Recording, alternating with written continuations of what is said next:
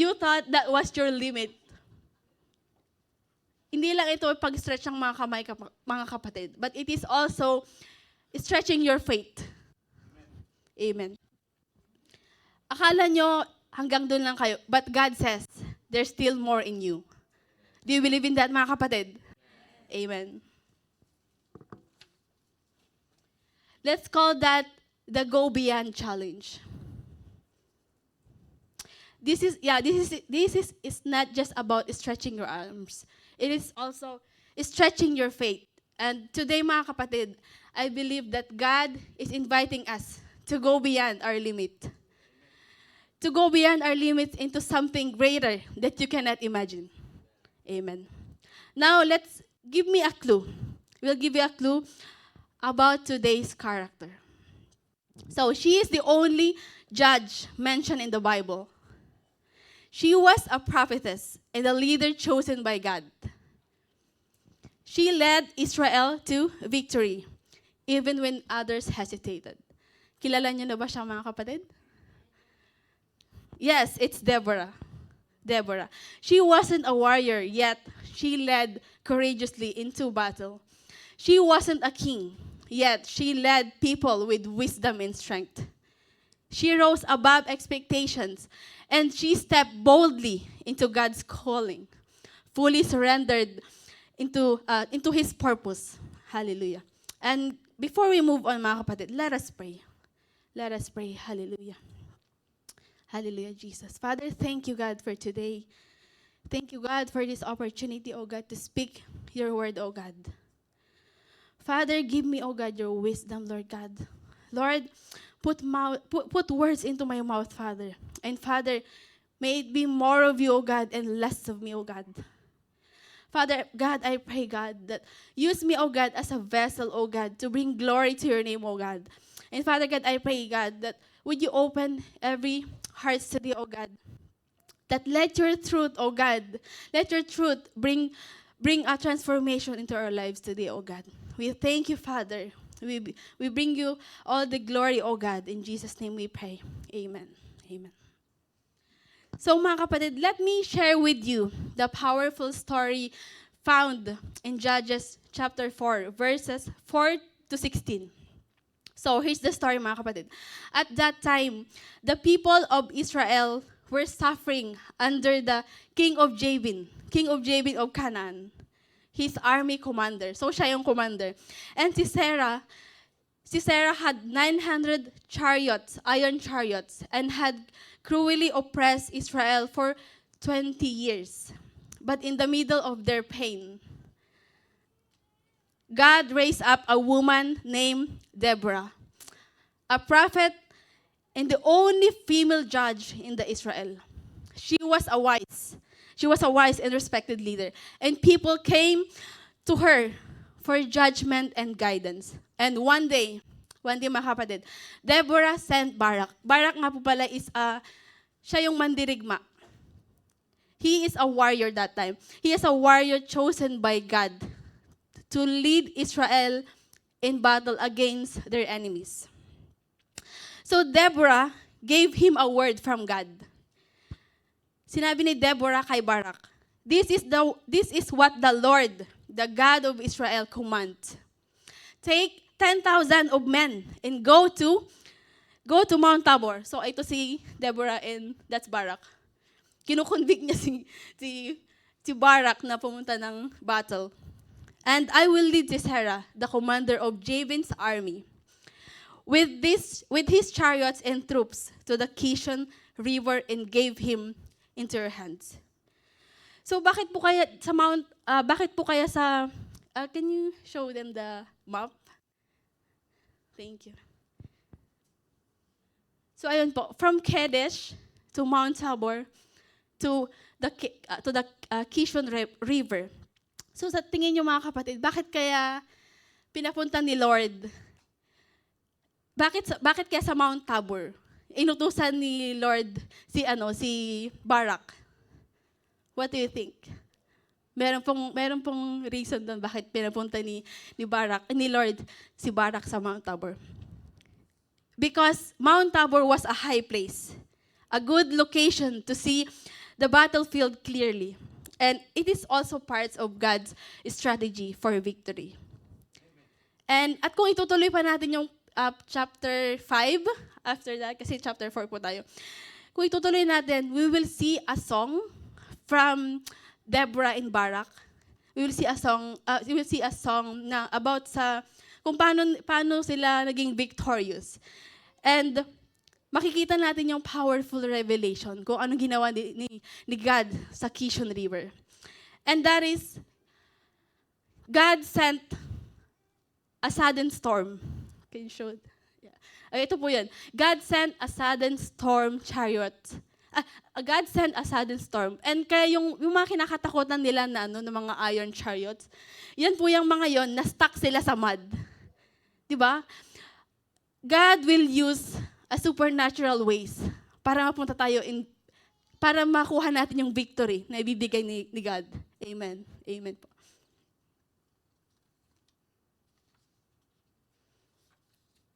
But before the victory happened, balikan natin yung sagot ni Barak kay Deborah. When Deborah first gave him command from God. But Barak replied, I'll go, but only if you go with me. Mga kapatid, nakarelate ako kay Barak. Sino nakarelate? Hindi makakaalis pag walang kasama. Handa namang sumunod si Barak, pero ano lang siya, natatakot siya. Parang tayo din. Parang ako ngayon kinakabahan. Natatakot tayo kapag wala tayong kasama. Gusto natin yung meron tayong backup. So, Deborah responded, sabi ni Deborah, I will surely go with you. But because of the way you're doing this, the honor will not be yours. For the Lord will hand Sisera over to a woman. So Deborah went with Barak to Kadesh. Pakibalik po dun sa map. Thank you. And dito po pala sa Kadesh, diyan po nag-start yung starting point of obedience ni Kadesh. Ni Barak, sorry. So sa Kadesh, doon tinipon ni Barak yung 10,000 na sundalo. And when Sisera heard about it, yun yung kalaban nila, yung commander ng army. Agad siyang naghanda at nagdala ng 900 chariots para sa labanan. Yan po si Sisera. Then Deborah said to Barak, Go! This is the day that the Lord has given Sisera into your hands. Has not the Lord gone ahead of you? Then Barak charged down to Mount Tabor with his army. Then the Lord threw Sisera's army into confusion, and every soldier was defeated. Ginulo ni Lord yung mga army ni Sisera. Kaya doon sila natalo. And then si Sisera tumakas. Tumakas siya, pumunta siya napadpad siya doon sa tent ni Yael. Kay Yael. Yael is the wife of Heber. Heber. The Kenite. Hindi siya Israelites. Hindi Israelite si Yael. So, itong si Yael, nakita niya si Sisera. And then she welcomed Sisera in saying, Come in, sir. Don't be afraid. She covered him with a blanket. And then, mautak itong si Yael. Mga kapatid, mautak siya. Imbis na water ang ibigay niya kasi humingi si Sisera ng tubig kasi napagod ang layo ng nilakad. Anong binigay niya? Milk. Ang galing ng mautak para makatulog ng mahimbing. And then, si Yael pala is, yun yung asawa niya si Heber, the Kenite. So, merong peace agreement yung asawa ni Yael at tsaka sila si Sisera. So, technically, dapat ligtas. Safe dapat si Sisera. And then, yun nga, winelcome niya si Sisera para pumunta dun sa tent. And then, sinabi ni Sisera, he told her to guard the entrance. Sabi mo, bantayan mo yung entrance para walang makapasok sa akin. Sabihin mo, wala ako dito. Sabi ni Sisera. And then nakatulog si Sisera. And then, while Sisera was in deep sleep, Yael took a tent peg. Yun po yung pako ng tolda. Ayan, ito po, yan. Yael killed Sisera with a tent peg. Pinatay niya si Sisera. Mas pinanigan ni Yael yung panig ng Diyos. And that's how Sisera died, sa kamay ng babae. 'Di ba? Hindi niyo expect na yung isang napakalakas na commander, mamamatay siya sa kamay ng babae. Sa kamay ng babae. So mga kapatid, to better understand yung story, let's look a brief background.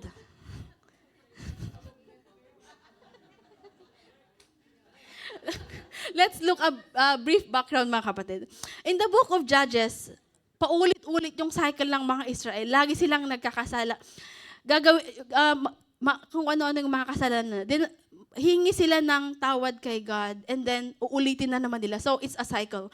They would turn away from God, fall into trouble, cry for help, and in response, God would raise up judges to deliver them. And mga kapatid, judges pala is not the typical na iniisip natin na judge sa korte. Hindi po sila. They were God-appointed leaders, deliverers, warriors, and prophets, used by God to rescue His people and lead them back to God. In chapter 4, nangyari po ito nung namatay si Ehud, one of the Israel judges, yung pinakanaunang judges nila. And once again, Israel sinned and God allowed King Jabin to oppress for 20 years. Grabe ang tagal, 20 years. Sisera, his commander, was feared because he had a strong army, 900 iron chariots. Ang dami naman nung 900 iron chariots na yun. Nakatakot talaga. But when the people cried out, God showed mercy.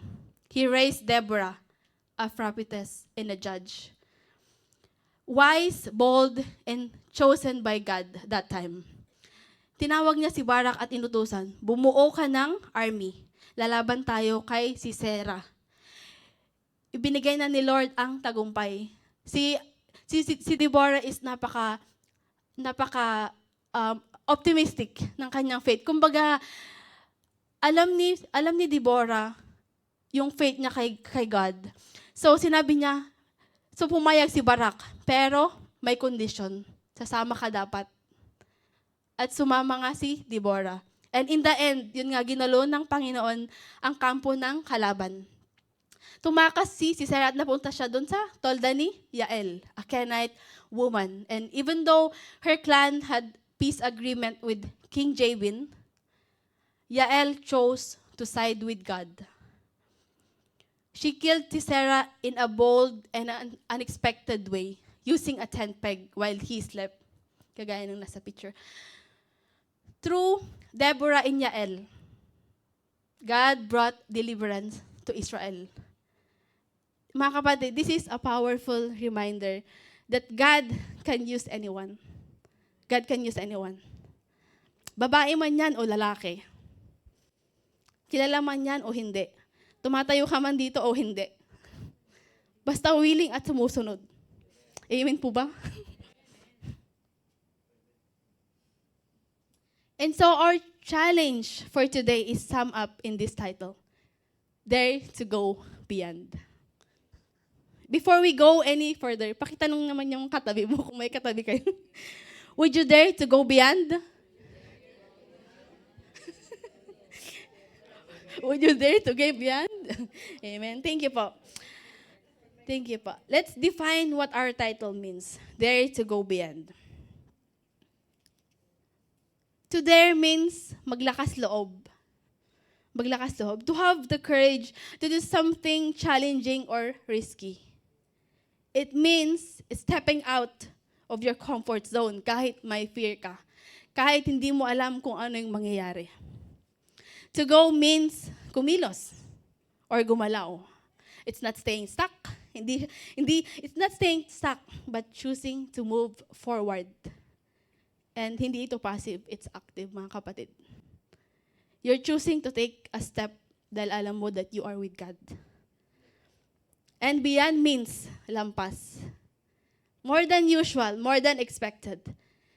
It's going higher, it's going deeper, yung faith mo kay Lord, and further than where you are now.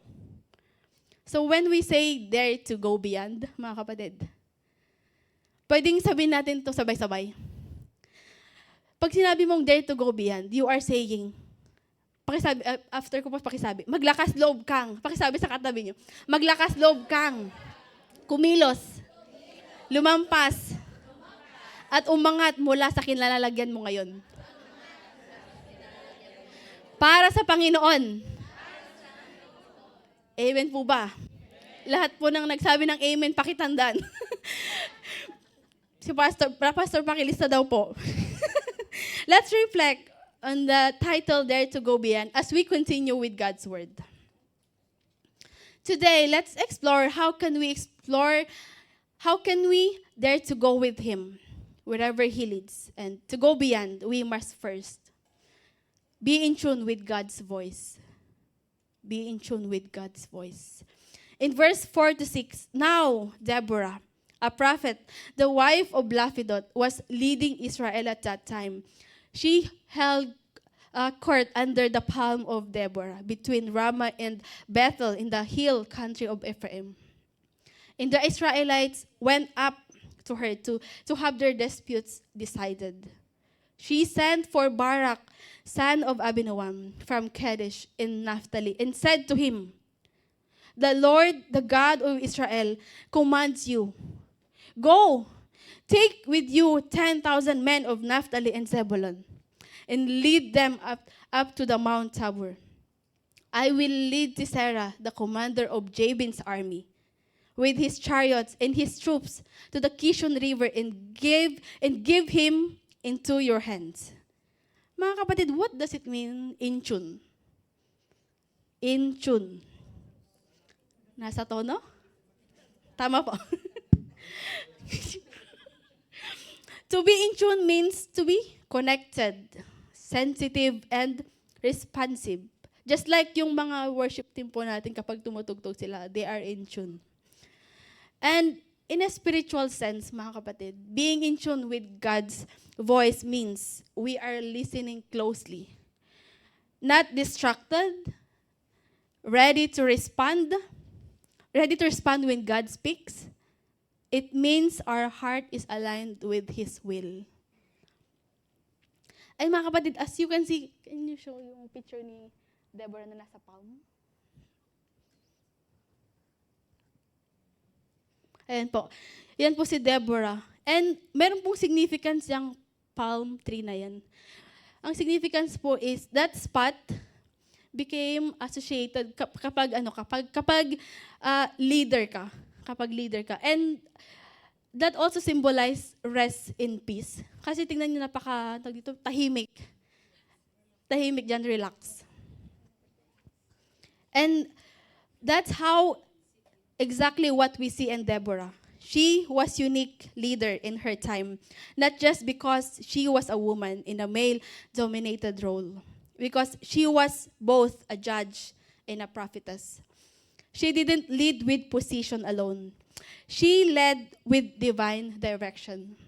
Unlike other judges who were military leaders, Deborah's power came from her ability to speak and hear God's word with clarity and authority. She didn't act on her personal opinions. Hindi siya nag-move without the voice of God. Mga kapatid, being in tune with God's voice requires listening. Listening to Him regularly. And speaking in Him alignment with His will. And Deborah calls Barak, a military commander, and delivers a clear command from God. So ayun nga, he is to gather an army of 10,000 from the tribes of Naphtali and Zebulun and go to the Mount Tabor. There, God promises to bring the enemy na si Sisera into battle, and inassure siya ni Deborah na matatalo sila dahil nga kasama nila si God.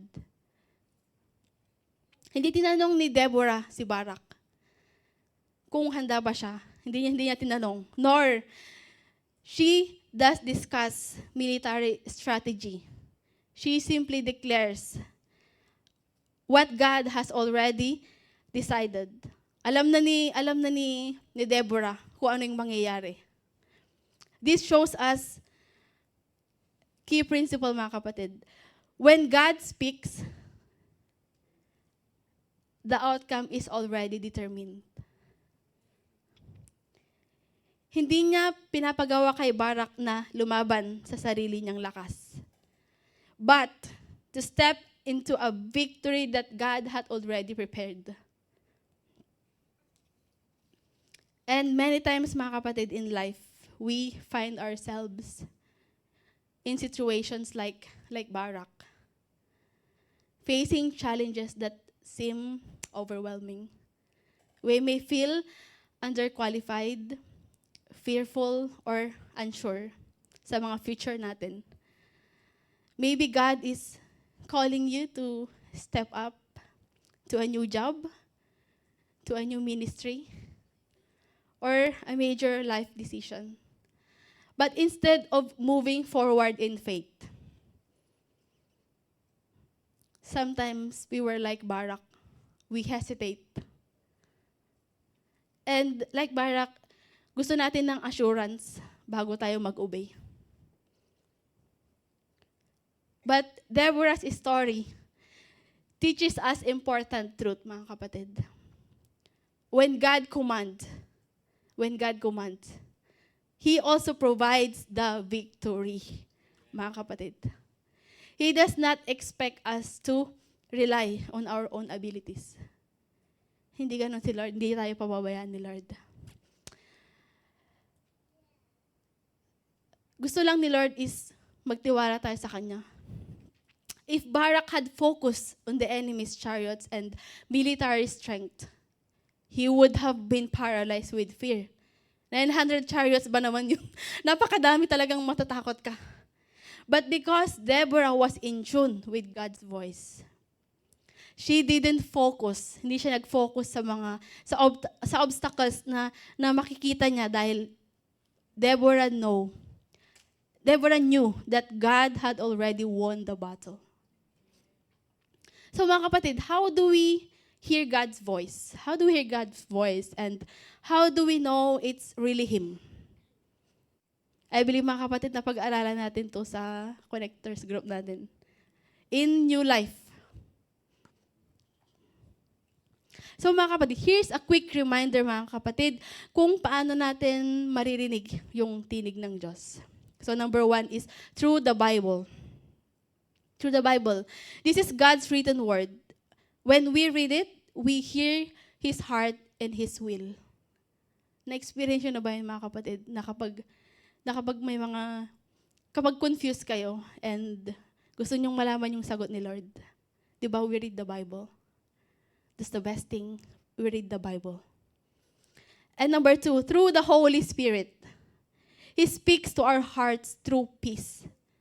Kung mayroon kang peace, kung nakakaramdam ka ng peace when you pray and you think na sometimes kapag confused ka, it is not from the Lord. Dahil Lord gives peace, gentle reminders, or even warnings. God's voice brings us peace, not confusion, mga kapatid. And number 3, through prayer. And mga kapatid, ang panalangin ay hindi lang yung nakikipag-usap ka kay Lord. It is also listening. And sometimes while praying, God also gives us ideas. Have you experienced that, mga kapatid? When you pray, binibigyan ka ni Lord ng ideas or even direction. Number 4, through people. Minsan ginagamit ni Lord yung mga leaders natin, yung mga pastors, or even yung mga grounded na sa faith. And maybe their advice can be God's way of guiding us. Na-experience ba, mga kapatid, yung merong problemado kayo ngayon, and then kinabukasan, you were praying, and then mayroon kayong kapatiran na lumapit sa inyo? Diba? That's one way of the Lord. Ginagamit niya yung ginagamit niya yung mga tao to give you advice para i-guide kayo. And that is one of God's voice, yung mga kapatiran natin na nandito. And number 5, through situations. Minsan yung sitwasyon mo ginagamit ni Lord eh. Ginagamit ni Lord para marinig mo yung boses niya. And when you were, kapag nagdadasal tayo, you were asking na, Lord, I want this. Gusto ko to, Lord. Pero si Lord, meron siyang sagot na, no, yes. He opens doors and stirs up something into our hearts. Di ba, mga kapatid? So, to wrap up, mga kapatid, yung how do we hear God's voice and how do we know it's really Him? So, it's through the Bible, through the Holy Spirit, through prayer, through people, and last one is through situations. So, the more we stay close to God, the more we recognize His voice. And God is still speaking today. And ang tanong, mga kapatid, are we listening? Are we listening? May we learn from Deborah's example and choose to walk in tune with God's voice. Confident in His promises and obedient to His direction. It says in John 10:27, "My sheep listen to my voice. I know them and follow me." This verse shows the intimate relationship ni Jesus at saka ng kanyang followers. Just as sheep recognize and trust their shepherd's voice, true believers learn to follow Jesus. In life, marami tayong distractions, mga kapatid. Distractions and voices to compete for our attention sa Panginoon. Fear, natatakot ka, Lord, di ko to kaya. Doubt, worldly influences. But Jesus calls us to stay connected to Him. Listen to His guidance and follow in obedience. In Isaiah 30:21, whether you turn to the right or left, your ears will hear a voice behind you saying, "This is the way, walk in it." This verse reminds us that even when life gets confusing, when we were facing big decisions in life, difficult choices, or moments we don't know what to do, promise ni God promises to guide us. And His voice is steady. Steady, mga kapatid, not confusing. And even when the road ahead is unclear, whether through His word, the Holy Spirit, or godly advice, mga kapatid, He leads us step by step as long as we are listening to His will. So today, mga kapatid, I encourage you, be in tune with God's word and His voice. Not just to hear Him, but to follow Him. Mga kapatid, let's be in tune with God so we can dare to go beyond. Beyond fear, beyond hesitation, beyond what feels comfortable. I know, napaka-komportable lang umupo, di ba? Napaka-komportable lang umupo kaysa yung nakatayo. Praise God. Because when you walk in step with God's voice, you can walk with boldness. Knowing He's leading the way. When He leads the way, it's for your own good. It's for your own good. Hindi ka mapapahamak doon, kapatid. Amen. And I just want to share a testimony. After Overflow Worship Camp 2025, something shifted in my heart.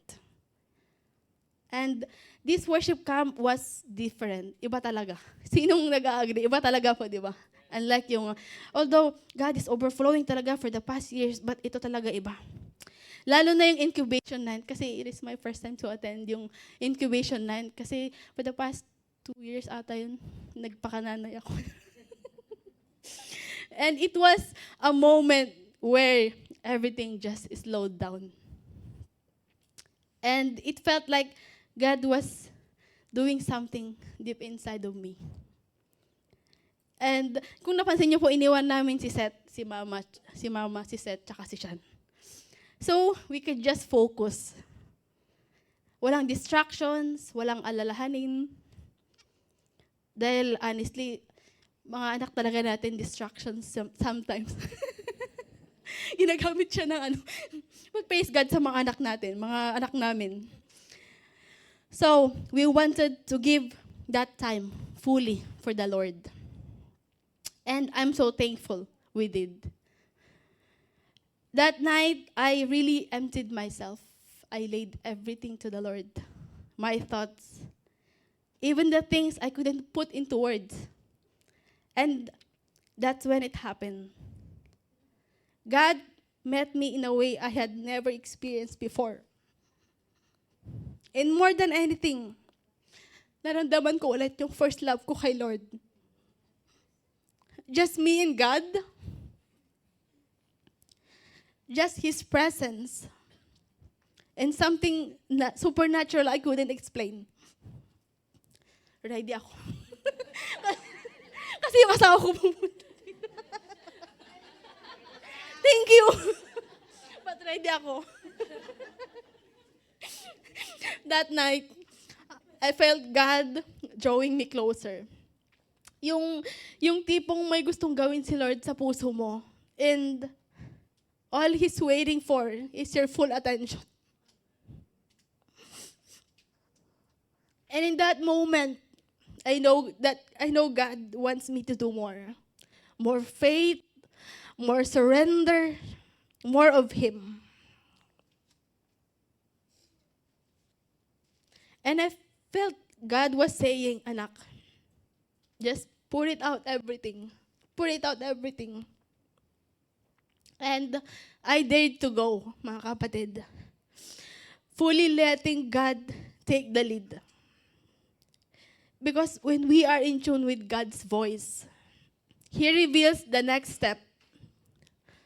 And when we say yes, He meets us with strength and grace.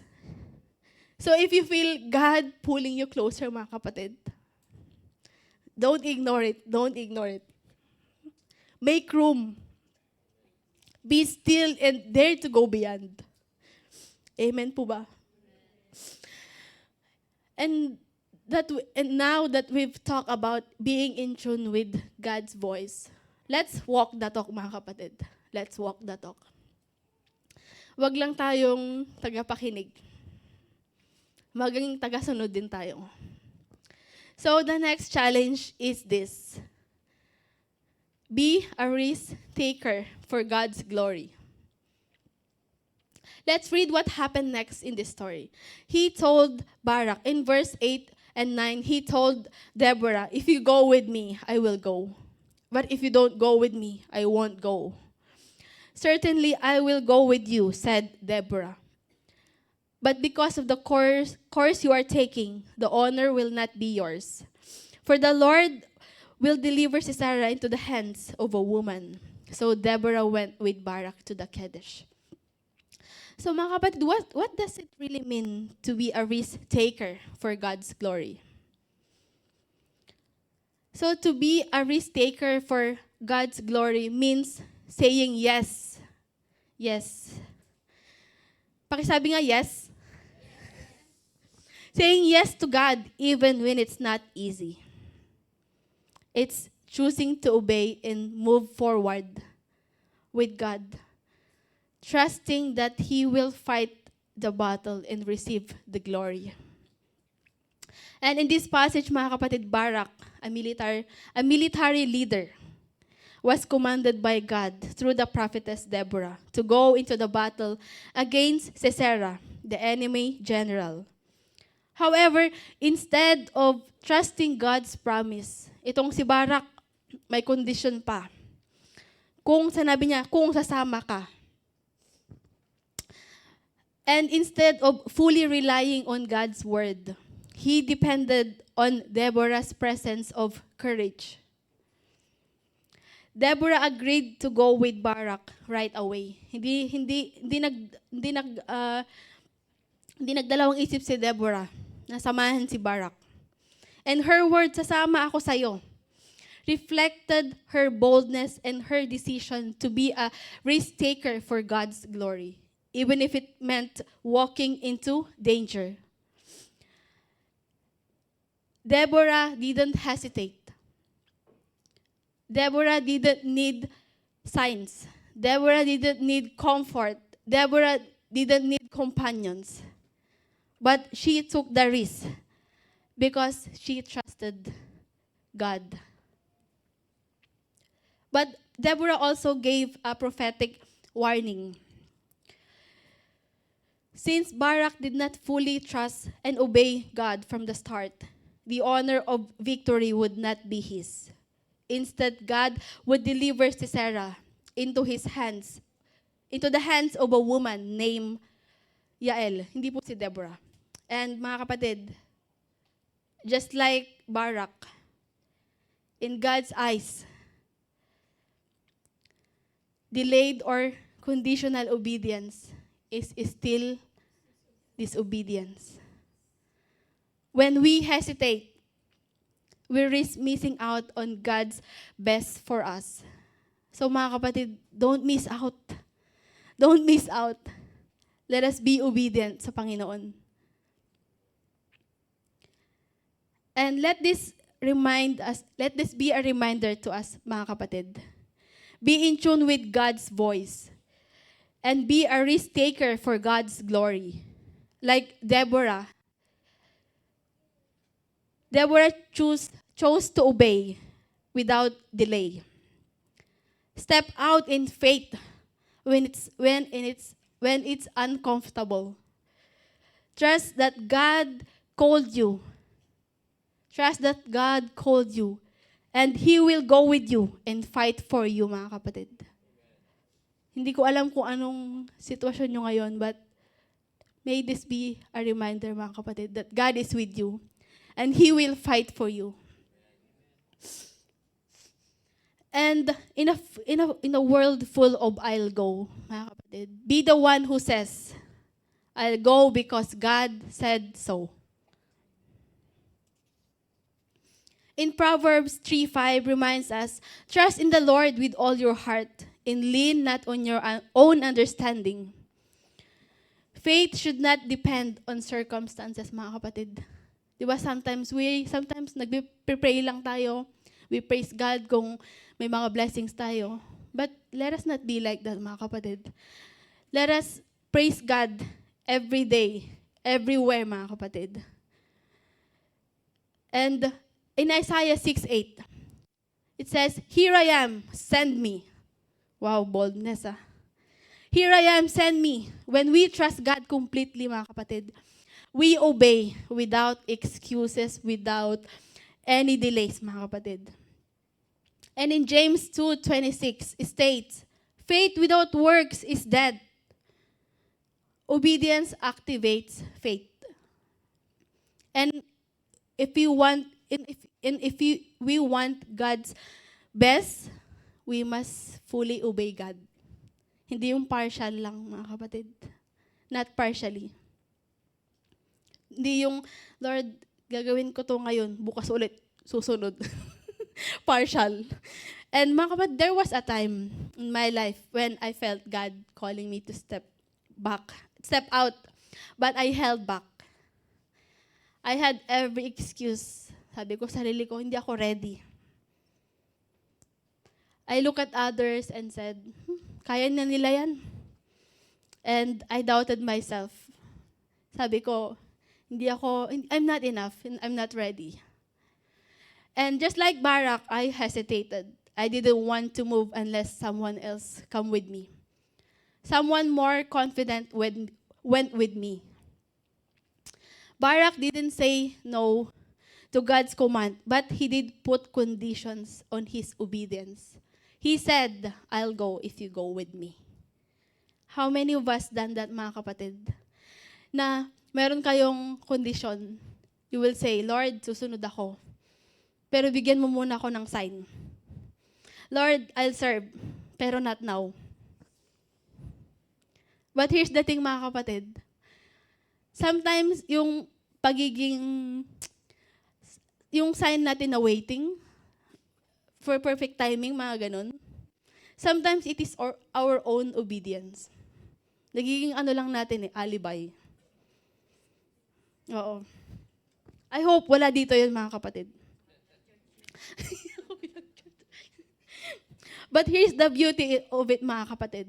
Na kahit na hindi ka ready, hindi ka prepared, kahit na you are full of hesitation, God can work even through your doubts, even through your fears, even through your hesitation. Look at Deborah, mga kapatid. She didn't shame Barak. Hindi niya pinahiya si Barak. Bahala ka dyan, sinabi ni Deborah na ganun. She stood with him. She took action without hesitation, showing what it means to be a risk taker for God's glory. Barak wanted security. Ayaw niya nang mag-isa siya. But Deborah walked in faith. She didn't wait for perfect conditions. She moved when it was time to move, even without knowing what would happen next. This challenges me, mga kapatid. And maybe it challenges you too. God isn't looking for perfect people. Feeling natin, dapat maging perfecto tayo bago tayo humarap dito, bago tayo mag-step out in faith. But mga kapatid, God is looking for willing hearts. Doon nakatingin si Lord. Hindi yung performance mo, hindi ganun si Lord. God is looking for willing hearts. He's asking us to trust Him enough to move. Kahit na natatakot tayo. Barak still stepped up, but because his obedience was conditional. He missed the honor that could have been his. Sisera was delivered into the hands of a woman named Yael. Mga kapatid, here's the truth. Delayed or conditional obedience can cost us the full blessing of what God wants us to do, through us. We often wait until it feels safe. Mag-aantay tayo kung safe na. Mag-aantay tayo kung confident na tayo. Until someone goes first, tsaka lang tayo mag-go. But faith doesn't wait for perfect timing, mga kapatid. Hindi siya sa perfect timing, but it moves in obedience.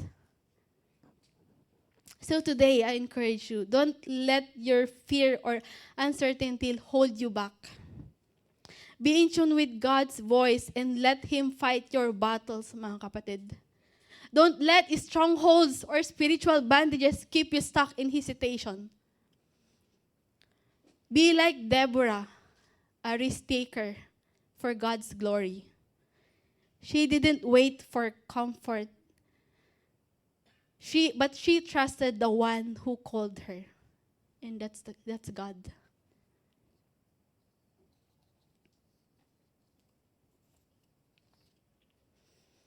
Kaya mga kapatid, step out. Step out. Break free. Move forward in faith. Because when God calls, He goes before you. He goes before you, mga kapatid. Kaya don't hesitate. Mga kapatid, this is your moment. This is your moment to go beyond. Dare to trust. Dare to obey. Dare to step out of your comfort zone for God's glory alone. And mga kapatid, there was a time when I felt left out. Especially spiritually. Saan si Jebby? I saw Jebby growing in his walk with God. Serving and becoming stronger in faith. And deep inside, I felt like I was being left behind. Every Saturday, Jebby would leave sa bahay, attend worship rehearsals every Saturday. And pakiramdam ko, hanggang dito na lang ba ako? And I prayed to the Lord. And honestly talaga, I felt like stuck.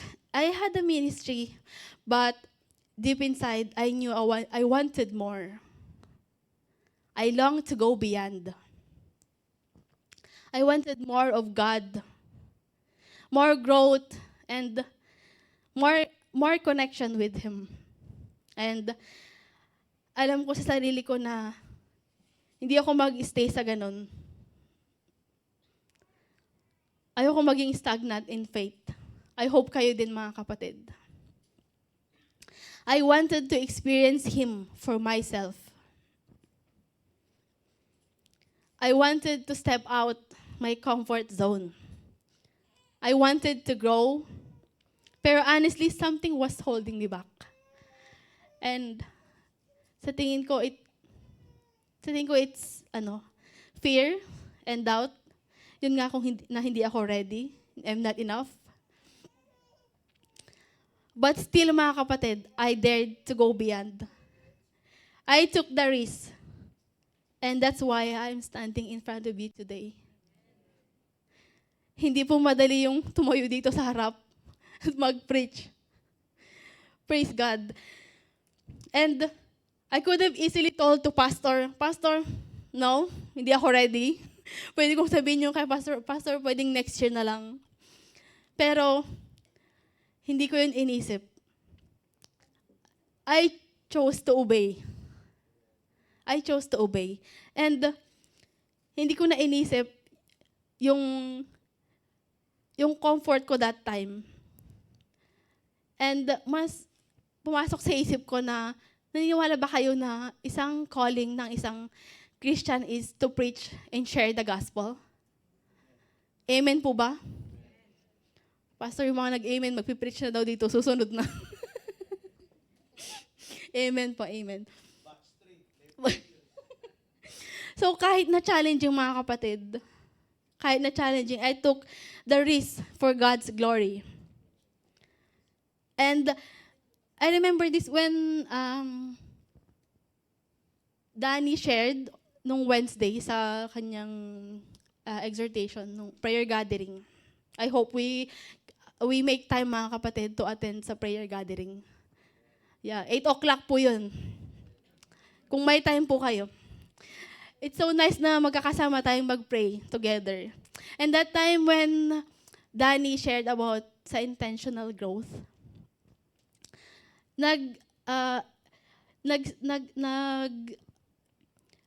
na-remind ko yun na truly na kapag you are intentional in faith.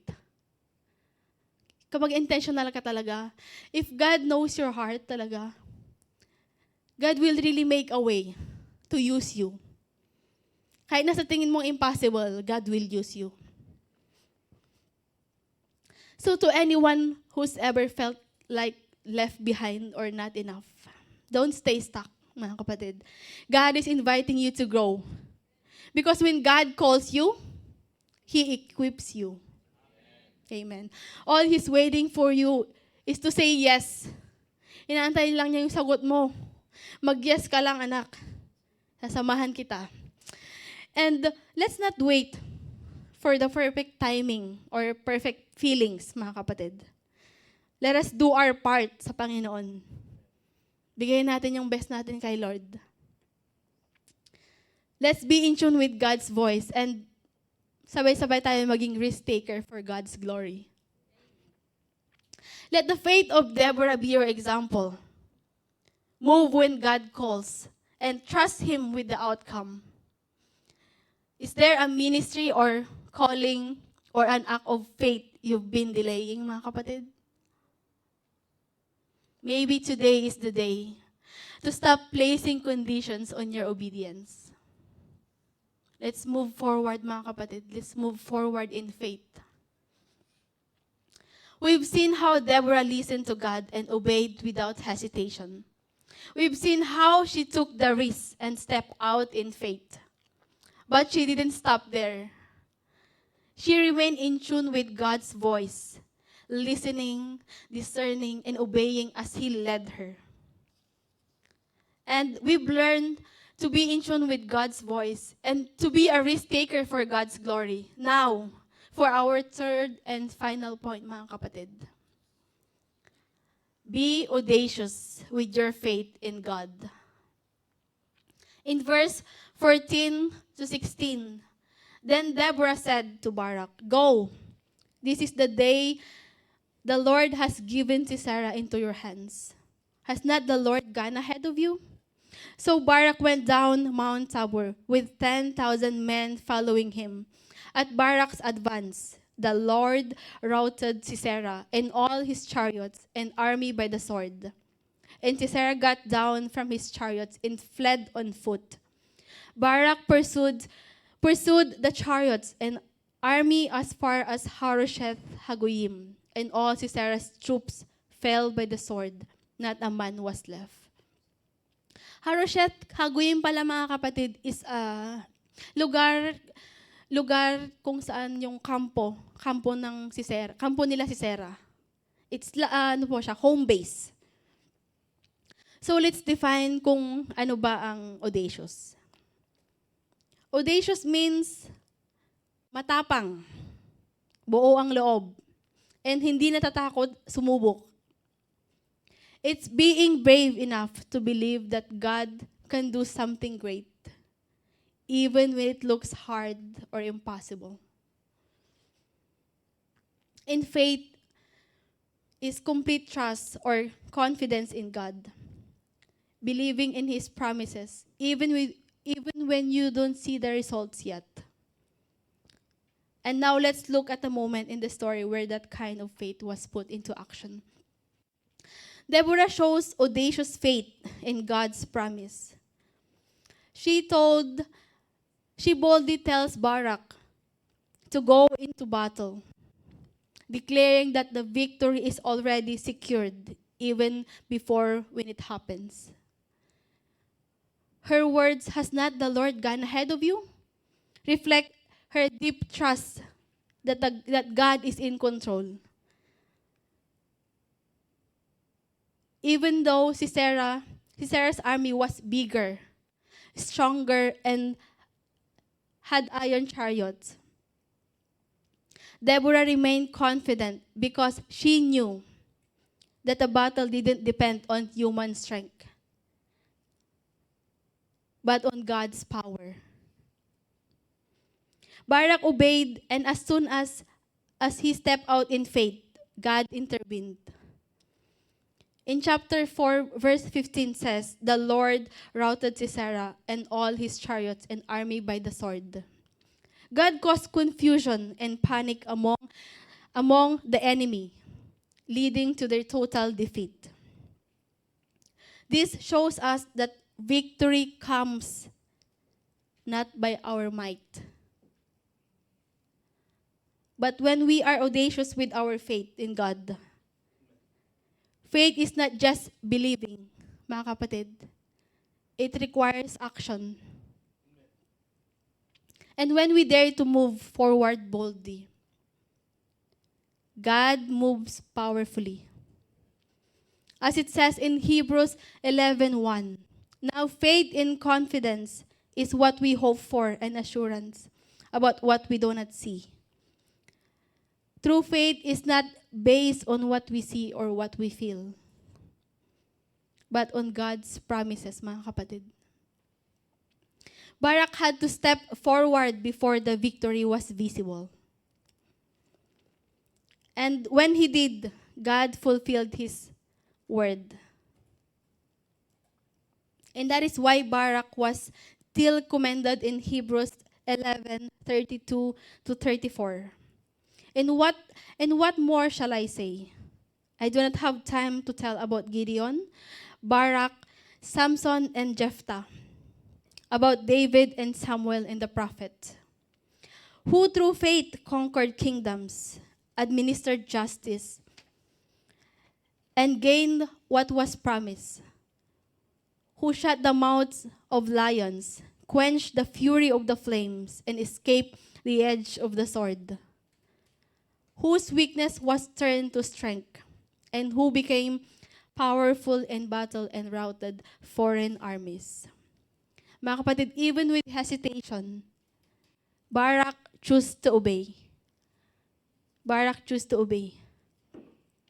And when he acted in faith, God did something beyond what he could do on his own. So let this be your reminder, mga kapatid. Be in tune with God's voice.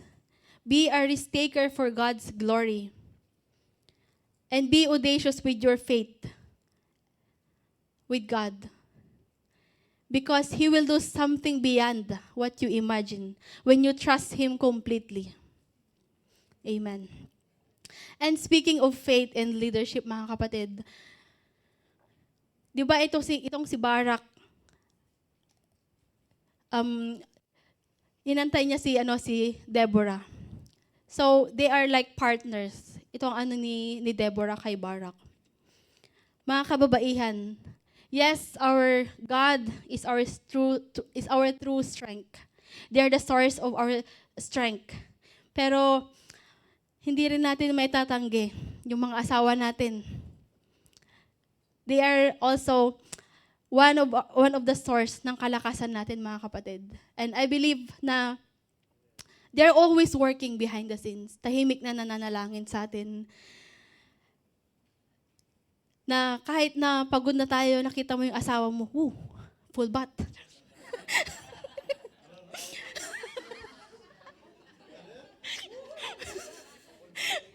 Kidding aside po, mga kapatid.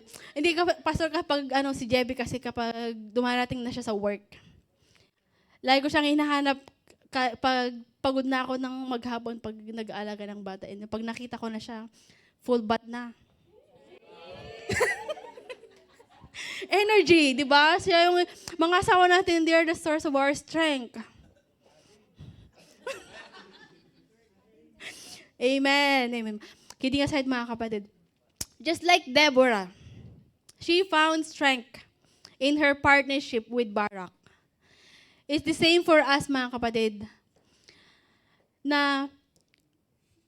It's the same for us, mga kapatid, especially sa ating mga kababaihan.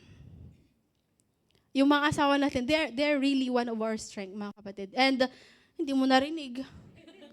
Yok. Hallelujah. Kidding aside, mga kapatid, we're so thankful sa mga buhay ng mga asawa namin. You are more than blessings to us, mga kapatid.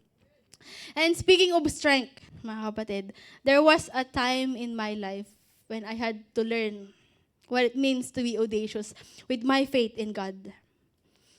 Years ago, I gave my all. I prayed. Lahat ng desire ng puso ko, I gave it to the Lord, lahat ng plans ko. And things didn't go as planned. I felt stuck. Like I was just marching in circles with no result. But in the silence, God was working. He wasn't just changing my situation. He was building my character, deepening my dependence on Him, and teaching me that faith is not about the result. It's about trust. And looking back, I now see how beautifully orchestrated His plans were. Every no, every delay, every setback, they weren't punishment, mga kapatid. They were preparation. That's what audacious faith looks like.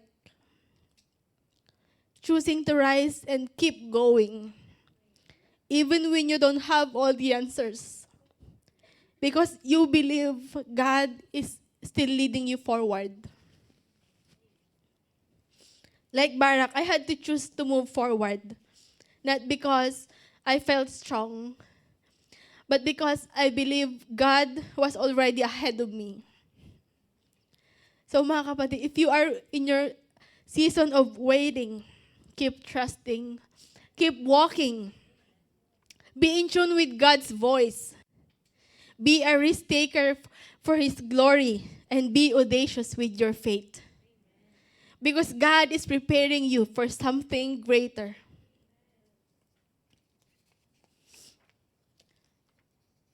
My brothers and sisters, as I close this message, let me ask you again. Would you dare to go beyond? Beyond fear, beyond excuses, beyond what's comfortable and familiar.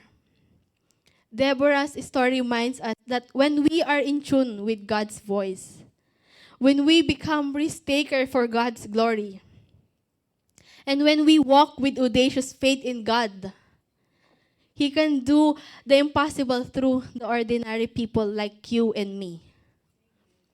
Deborah didn't fit the usual image of a leader in a battle. She wasn't part of the army. She didn't hold a weapon. But she carried God's word, and that was more than enough, mga kapatid. Maybe today, God is calling you to step out, to start something, to live something, to take a risk, or to believe after a disappointment. But before you do that, mga kapatid, make room. Make room for the Lord. Make room for Him to move in your heart.